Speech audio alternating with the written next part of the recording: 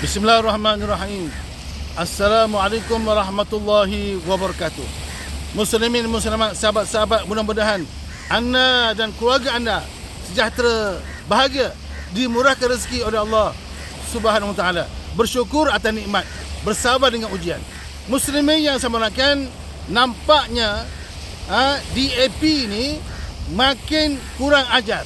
Nampaknya parti DAP ni makin tidak hormat kepada raja-raja Melayu kita. Dalam mereka tak sayang Melayu. Dalam mereka ni anti-Islam.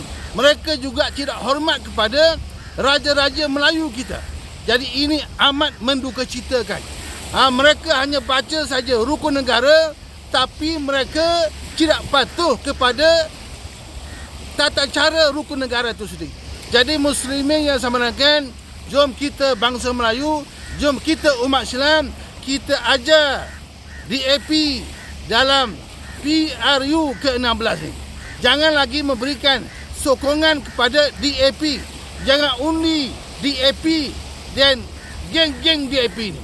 Sebab mereka sudah pun mengancam kita umat Islam, bangsa Melayu kita.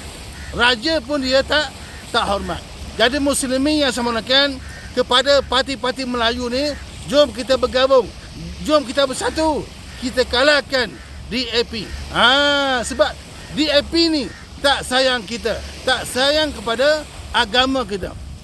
Wa ta'awanu 'alal birri wat taqwa wa la ta'awanu 'alal itsmi wal 'udwan.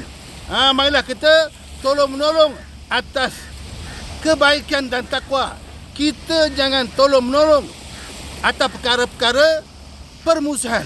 Saya doakan supaya parti Melayu menang di Johor, PRN Johor, supaya parti Melayu menang di Melaka, dan parti Melayu juga insya-Allah menang di Negeri Sembilan. Akan ada 3 negeri pilihan raya kecil negeri. Jadi mudah-mudahan parti-parti Melayu, umat Islam bersatu demi agama Allah, demi bangsa kita. Jangan biarkan umat ini terus ditindas, terus dipermain-mainkan, diperkotak-katikkan oleh DAP. So, say no DAP. Hidup Melayu Islam kita. Jumpa lagi. Follow saya di TikTok, Ustaz Abu Hassan. Assalamualaikum.